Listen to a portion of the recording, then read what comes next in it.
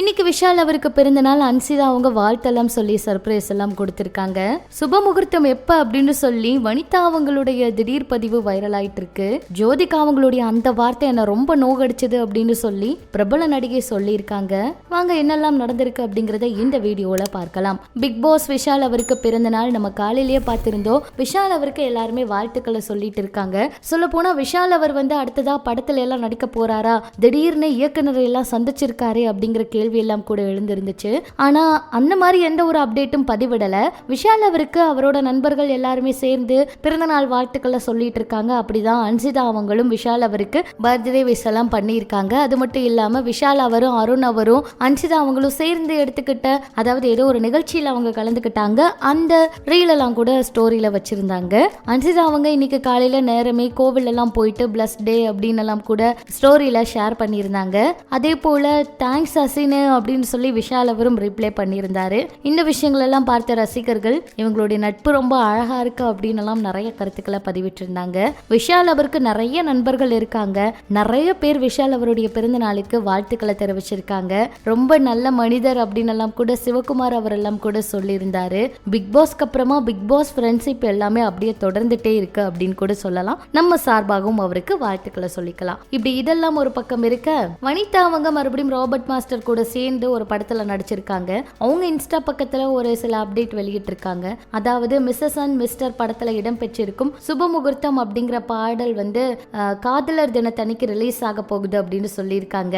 மாலை 5:55 மணிக்கு தான் வெளியாகுங்கிற அறிவிப்பை வெளியிட்டு இருக்காங்க. அந்த போஸ்டர்ல வனிதா அவங்களும் ராபர்ட் அவங்களும் மனக்கோலத்துல இருக்காங்க. இதுதான் சமூக வலைதளங்கள்ல பயங்கரமா ட்ரெண்ட் ஆயிட்டு இருக்கு. இப்ப இவங்களுடைய படம் ரொம்ப வருஷத்துக்கு அப்புறம், அதாவது மீண்டும் வரதுனால ரசிகர்கள் வாழ்த்துக்கள் எல்லாம் சொல்லியிருக்காங்க.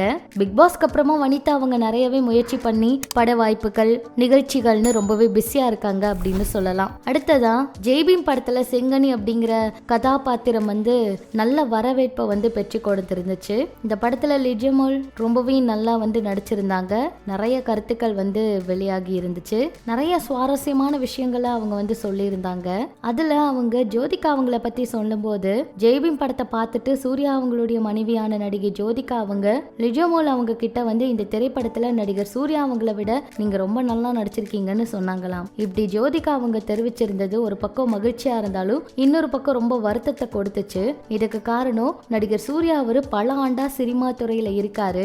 அவரோட இணைந்து நான் நடிச்சிருக்கேன். ஆனா அவரை விட நான் நல்லா நடிச்சிருக்கேன்னு சொல்லும் போது எனக்கு ரொம்ப கஷ்டமா இருந்துச்சு அப்படின்னு அவங்க சொல்லியிருந்தாங்க. இப்படி இதெல்லாம் ஒரு பக்கம் இருக்க, இளையராஜா அவர்களுடைய காப்புரிமை வழக்கு பாத்தீங்கன்னா இப்ப நடந்துகிட்டு இருக்கு. இன்னைக்கு விசாரணைக்கெல்லாம் இருந்துச்சு.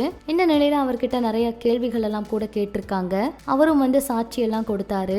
இளையராஜா அவர் நீதிபதி முன்னாடி ஆஜராயிருக்காரு. அது மட்டும் இல்லாம பாடல்களோட பதிப்புரிமை மற்றும் தயாரிப்பாளர்களுடன் போடப்பட்ட ஒப்பந்தம், சொத்து மதிப்பு எல்லாமே குறுக்கு விசாரணை பண்ணாங்க.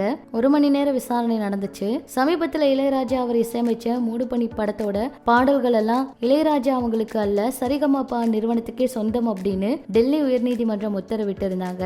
இளையராஜா அவர் இசையமைத்த என் இனிய பொன்னிலாவை பாடலையும் யுவன் சமீபத்திய படத்தின் ரீமேக் செய்திருந்ததுனால இந்த பாடலை அனுமதியின்றி பயன்படுத்தியதாக சரிகம நிறுவனம் வழக்கு தாக்கல் பண்ணியிருக்காங்க. இந்த வழக்கு இப்போ ஒத்தி வச்சிருக்காங்க. என்ன நடக்க போகுதுன்னு வெயிட் பண்ணி பார்க்கலாம். இதெல்லாம் பற்றி உங்களோட கருத்துக்களை சொல்லுங்க.